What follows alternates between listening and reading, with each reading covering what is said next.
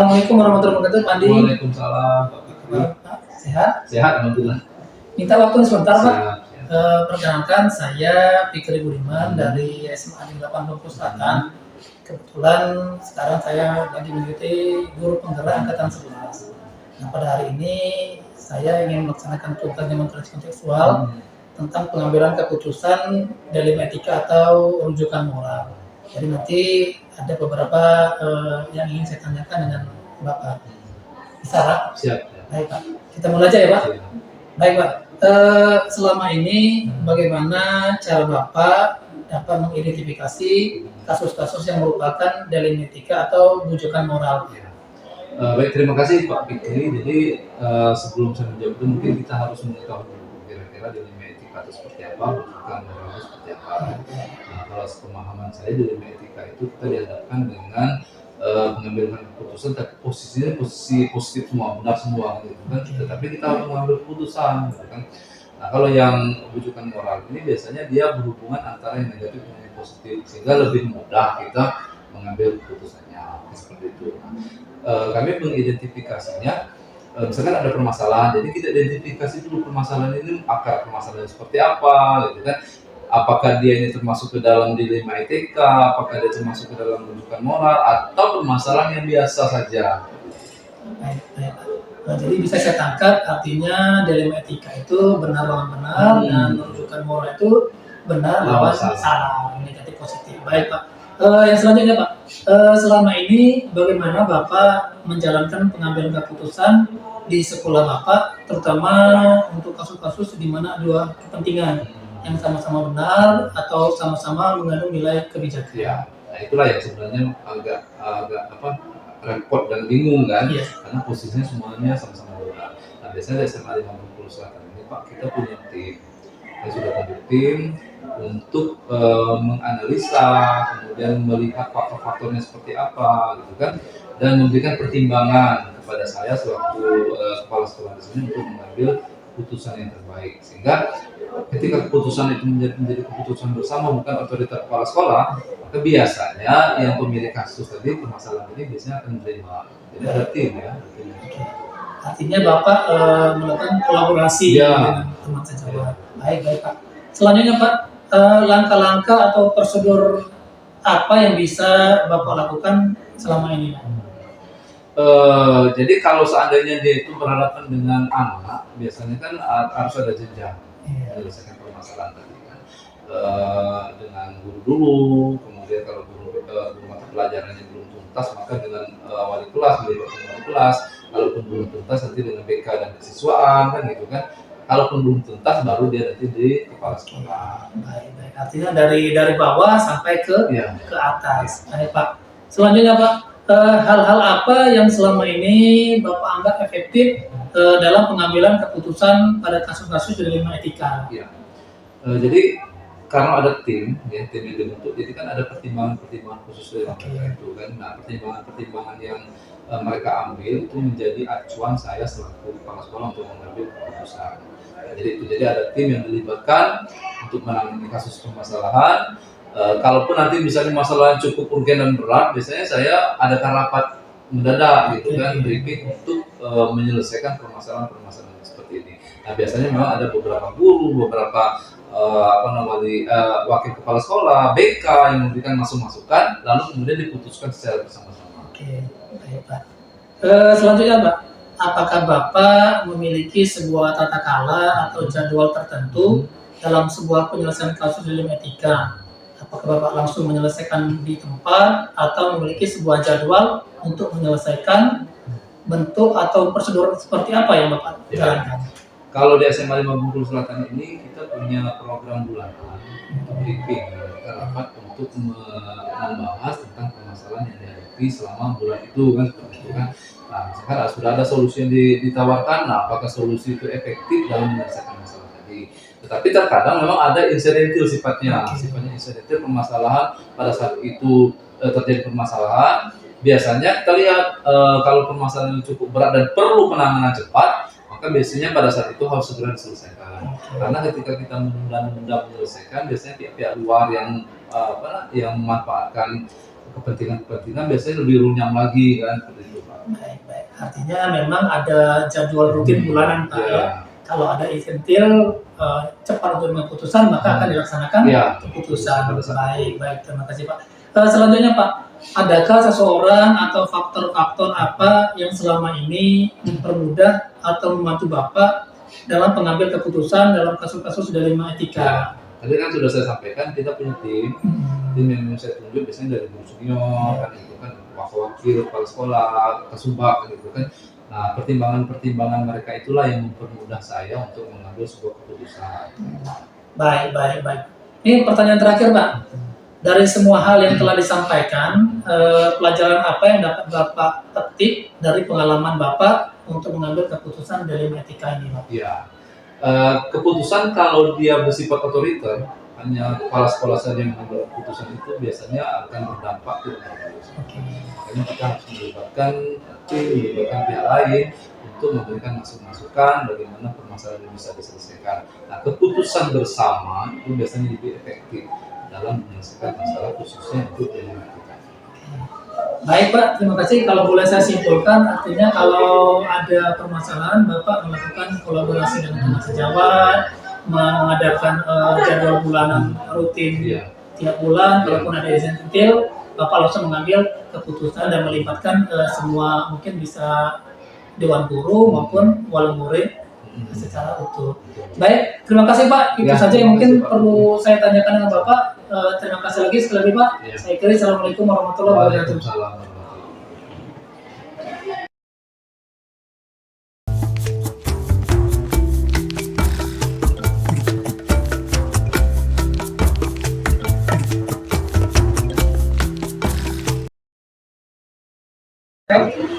Assalamualaikum Pak. Waalaikumsalam. Apa kabar Pak? Alhamdulillah sehat. Sehat? Alhamdulillah sehat Pak. Jadi minta waktu sebentar Pak. Sebelumnya saya perkenalkan diri dulu. Nama saya Fikri dari SMA 8 Kebun Permata. Kebetulan sekarang dalam proses pendidikan guru pembelaan. Dalam hal ini kami dalam melaksanakan tugas modul 3.1 Universitas Virtual tentang bagaimana pengambil keputusan dilema etika dan digital moral. Jadi nanti saya akan mewawancarai Bapak bagaimana Bapak cara mengambil keputusan di sekolah Bapak seperti itu. Baik Pak, selama ini bagaimana cara Bapak dapat mengidentifikasi kasus-kasus yang merupakan dilema etika atau bujukan moral? Pertama tentunya saya harus memahami Jadi saya harus memahami definisi dulu bahwa dilema etika adalah saya punya masalah dengan hal yang benar itu berlawanan dengan hal yang benar. Satu masalah benar yang ada keputusan yang juga harus benar sehingga itu disebutnya dilema etika. Kontradiksi dengan yang namanya bujukan moral. Ketemu masalahnya yang benar kasusnya buat hal yang salah, dimana keputusannya nanti mau tidak mau kami harus menentang norma yang ada. Ini kedua-duanya kita punya satu benang merah. Saya harus mengambil keputusan dengan tidak dengan apapun itu judulnya.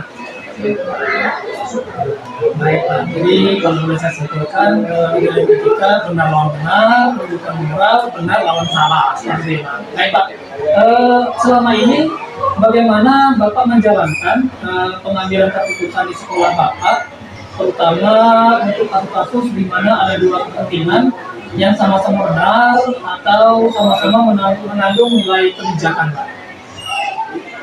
Karena ya sering ketemu sih dengan kita seperti ini. Artinya kalau ketemu hal seperti ini, ya tentunya langkah pertama saya adalah saya harus mengidentifikasi akar masalahnya bagaimana, saya bisa terlibat, potensi solusinya apa, sehingga nanti saya bisa mengambil keputusan yang baik dan yang Jadi langkah pertama Bapak mengidentifikasi dulu, lalu selanjutnya mengambil keputusan. Baik Pak. Selanjutnya Pak, langkah-langkah atau prosedur apa yang biasa Bapak lakukan selama ini? jadi step-stepnya, langkah-langkahnya adalah tadi step yang awal. Jadi saya mengidentifikasi permasalahan. Jadi saya membuat sedikit poin-poin permasalahannya, saya uraikan, dan sekaligus saya juga mencari data dan fakta. Data dan fakta itu saya pakai untuk memikirkan apakah nanti keputusan yang saya ambil ini tidak akan merugikan kepentingan siswa.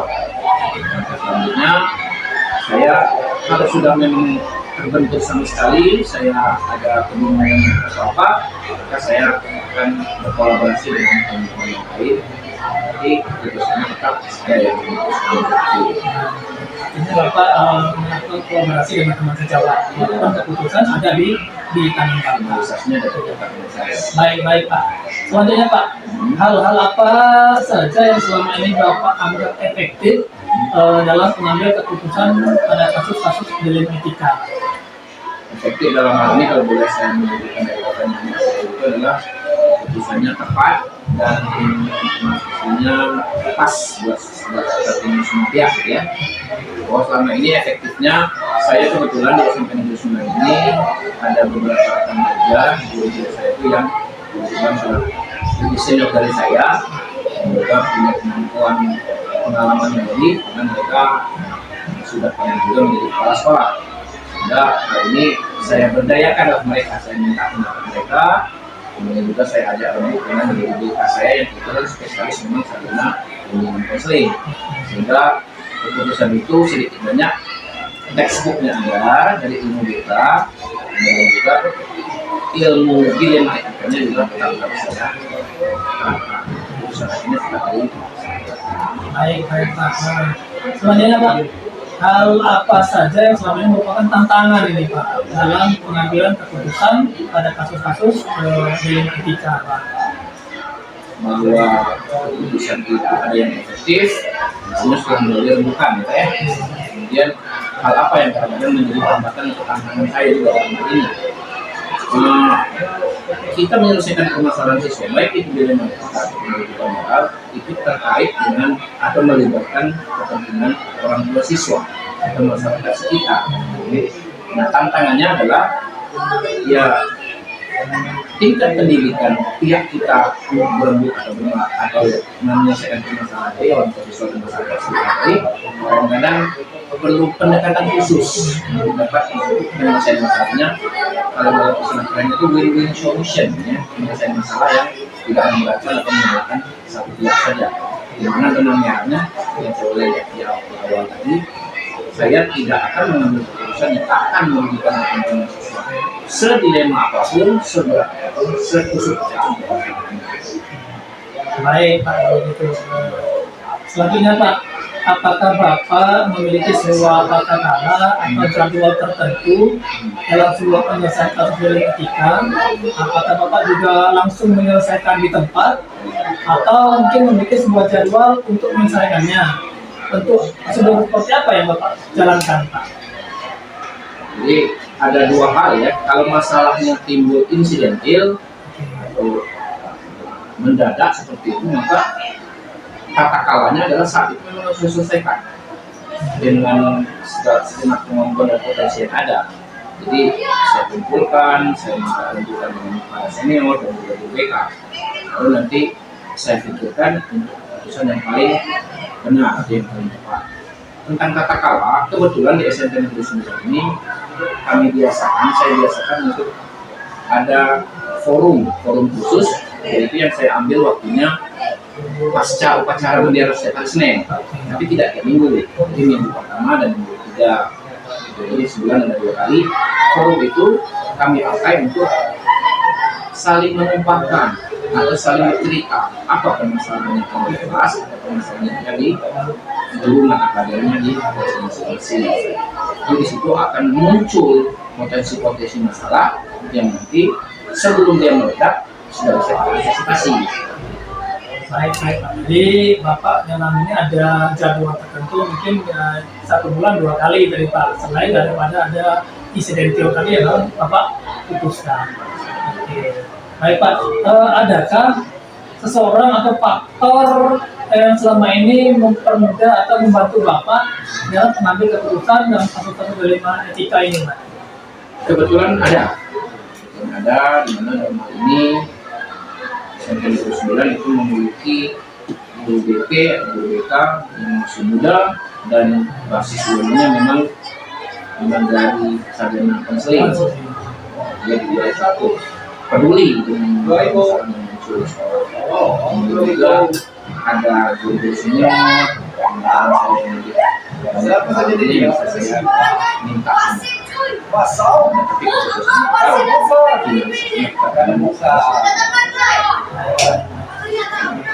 Yang terakhir ini Pak, dari semua hal yang telah disampaikan, pelajaran apa yang dapat Bapak petik dari pengalaman Bapak dalam mengambil keputusan dilema etika ini?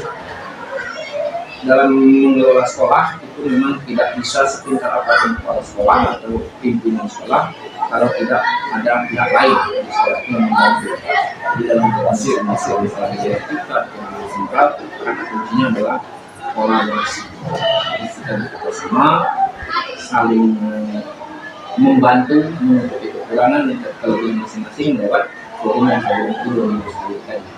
Kolaborasi dan kerjasama adalah kata kunci. Baik Pak, terima kasih.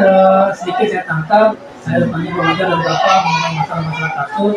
Kata kunci dari Bapak dalam melakukan kolaborasi dengan teman sejawat. Baik, terima kasih banyak Pak. Mudah-mudahan ke depannya saya akan menerapkan apa yang telah Bapak terapkan permasalahan di SMP 9 Selatan ini Pak. Oke, baik. Baik. Terima kasih banyak Pak atas waktunya. Sekali lagi, terima kasih Pak. Yang penting saya doakan Pak Fikri lulus di CGP-nya dan segera menjadi guru penggerak. Siap. Terima kasih Pak. Assalamualaikum. Waalaikumsalam.